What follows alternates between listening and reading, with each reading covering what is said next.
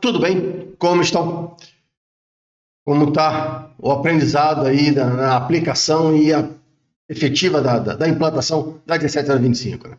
Bom, nesse vídeo nós vamos falar sobre pessoal, tá? O item 6.2 da 1725, tá? Um item que melhorou muito em função da versão anterior, mas traz aí alguns requisitos muito importantes e uma nova forma de ver, principalmente no que diz respeito a treinamento. Tá? Bom, o primeiro item, né, diz que todo pessoal interno ou externo que possa influenciar nas atividades do laboratório deve agir com imparcialidade, né, se é competente para trabalhar de acordo com o sistema de gestão do laboratório. Nesse ponto, nós já temos um ponto muito importante a considerar aqui. O primeiro, que é o retorno da imparcialidade, né? Como nós falamos lá no início, em todo o processo de implantação, o laboratório vai precisar fazer com que os seus profissionais atuem com imparcialidade. Então, ter aqui a análise de risco muito bem definida, né? Ou seja, ter o processo, né, muito bem definido e a análise de risco muito bem estudada vai ser fundamental para que se possa, inclusive, a nível de treinamento, tá, passando as informações necessárias e aos colaboradores de forma com que eles mantenham a imparcialidade nas suas atividades. E que possam, sim, e que isso é importante em qualquer sistema, tá, informar, caso sejam excessivamente pressionados, porque pressão sempre vai existir de algum lado, excessivamente pressionados, ao laboratório, tá, quanto à possibilidade de atuar de forma parcial. Então, é importante que o laboratório tenha atenção a isso, ok? Tá? Um outro ponto que o laboratório tem de muito importante, e aí vai principalmente para o pessoal que atua diretamente com o cadastro dos profissionais, está relacionado às informações necessárias para esse profissional, tá? Ou deste profissional. O laboratório precisa ter definido muito bem os requisitos relacionados à formação, ou seja, temos uma função, né? Nessa função, qual é a formação que o profissional precisa ter? A formação mínima, né? Qual é a qualificação mínima que esse profissional deve ter? Qual o treinamento mínimo que ele deve ter? E aí a questão do treinamento, nós vamos voltar a ele daqui a pouco, tá?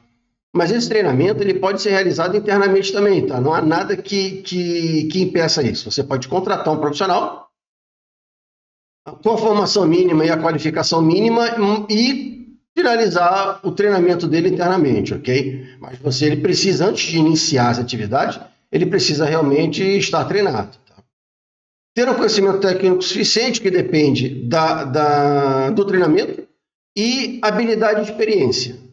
Tá, então veja, vamos lá, formação, qualificação, treinamento, conhecimento técnico, habilidade, experiência. Tá?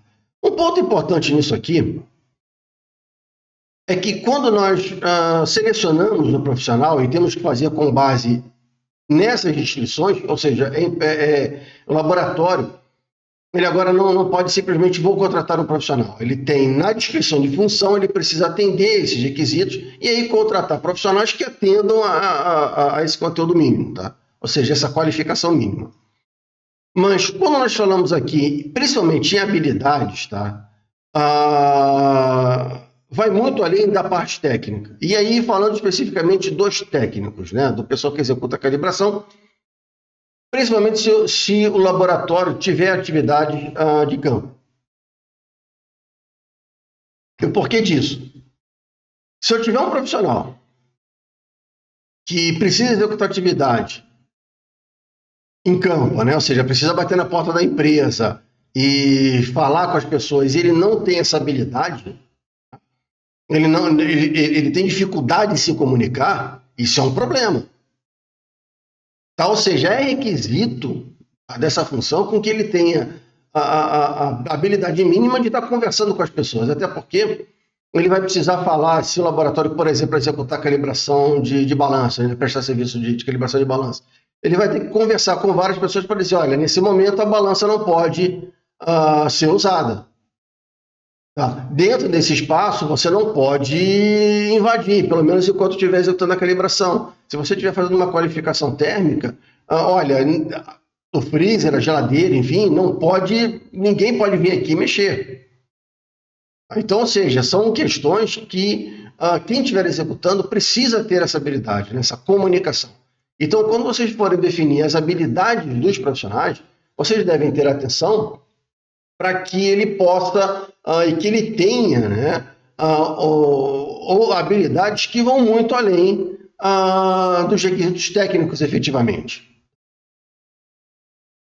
Outra coisa um outro ponto que é importantíssimo, tá, é que o laboratório ele precisa efetivamente comunicar deveres, responsabilidades e autoridades aos seus profissionais. Ele deve ser efetivamente comunicado. Tá? Então é importante que isso, inclusive, seja documentado. Tá? Fulano, você tem esses deveres, essas responsabilidades e autoridade para fazer isso aqui. Aí veja, quando nós falamos de autoridade, voltamos às atividades de campo, né? O que ele está autorizado para quê? Ele está autorizado a passar informação técnica, ele está autorizado a negociar comercialmente, ele está autorizado aqui efetivamente. Tá, então isso precisa estar bem claro. O que ele pode ou não fazer, o que ele está ou não autorizado, o que ele é responsável ou não. Ok? Um outro ponto é que o 625 é que o laboratório ele deve ter procedimento, ou seja, precisa existir procedimento. E aí voltamos a ressaltar o fato de que a 17025 ela não pede procedimento para tudo. O registro você tem que ter, mas a procedimento não. Isso vai depender da estrutura e da estratégia que você tem de implantação. Mas em alguns pontos a 17025 pede para que você tenha procedimentos, e nesse caso é um deles. Tá? Então, a 17025 pede para que você tenha procedimento para determinar os requisitos mínimos de competência, seleção de pessoal, como você seleciona as pessoas, como você seleciona os novos colaboradores, treinar pessoal, como é que você executa a questão do treinamento, como é que você supervisiona as atividades, como é que elas são supervisionadas, e aí vem toda uma cadeia, tá? Técnico, com os signatários, com a alta direção, entendeu? Então você tem que ter essa cadeia de supervisão, ok? Como você autoriza os profissionais? Você está autorizando uma pessoa que não tem treinamento para determinada atividade? Você está autorizando uma pessoa que não foi treinada para executar uma determinada atividade? Ou que não tem o conhecimento técnico? Tá? E como você monitora a competência de pessoal, e que isso é um ponto fundamental, tá? Mas a 725 hoje não pede mais que você tenha, e o que é ótimo, porque perde totalmente o sentido, né? Ainda mais no mundo que a gente já vem vivendo há algum tempo, que é a questão de manter a competência. A questão, o que você tinha anteriormente, você tem um programa de treinamento, eu tenho um programa de treinamento anual, onde eu vou treinar o Zezinho, o Guinho, o Luizinho, nos meses de março, abril, junho, isso não existe mais. O que você precisa hoje é identificar a necessidade desse profissional, tá? O que ele precisa fazer o quê? Né? E dentro dessa necessidade, você determinar como você vai manter ele capacitado. Tá? Então, são essas questões que, quando você estiver implantando a 17025, você precisa pensar. Não é mais um pensamento de ter um programa de treinamento, mas sim um posicionamento de monitoramento da competência. Pessoal técnico, vamos lá, de novo, pessoal técnico. Saiu um equipamento novo, uma tecnologia nova que as empresas estão comprando. Tá? O teu pessoal sabe mexer nesse equipamento? Ele está capacitado para isso? Então, precisa ser visto. É um ponto que precisa ser observado. E aí sim chegou o momento de capacitar esse profissional no manuseio desse instrumento. Tá? Com relação especificamente a autorizar o pessoal que executa atividades específicas de laboratório, e aí é o requisito seguinte, o 626, tá? Você precisa autorizar, mas não está limitado não está limitado. Então, quando você for implantar, pense nisso. Ah, eu preciso autorizar, aí você olha para a 17025, não, peraí, tem mais coisa aqui. Tá? E em função da função desse profissional, em função de diversas outras questões, vamos colocar assim, tá? O desenvolvimento, modificação e verificação e validação de métodos. Tá? Então tem que saber quem está autorizado ou não para isso.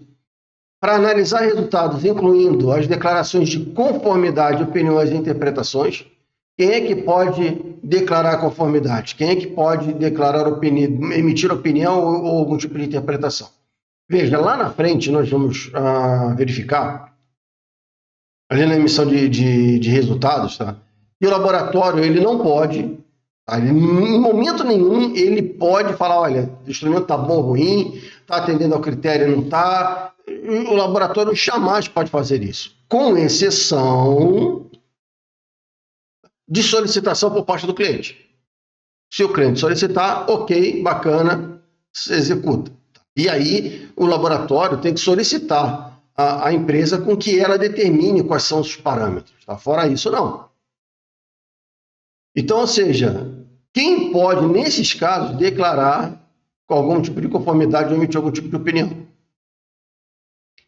E o último requisito, que é efetivamente fazer as análises críticas necessárias, principalmente padrões, né, principalmente no que diz respeito à área técnica, e autorizar a emissão de resultados. Lembrando que esse requisito de autorização de pessoal não é algo, não é somente esses 3 requisitos. Quando você estiver implantando, você precisa pensar quais são as outras atividades que aquele profissional precisa estar autorizado a executar. Aqui não estejam relacionadas somente nesses requisitos. Ok? Aguardo vocês no fórum, vamos nos falando. Até a próxima.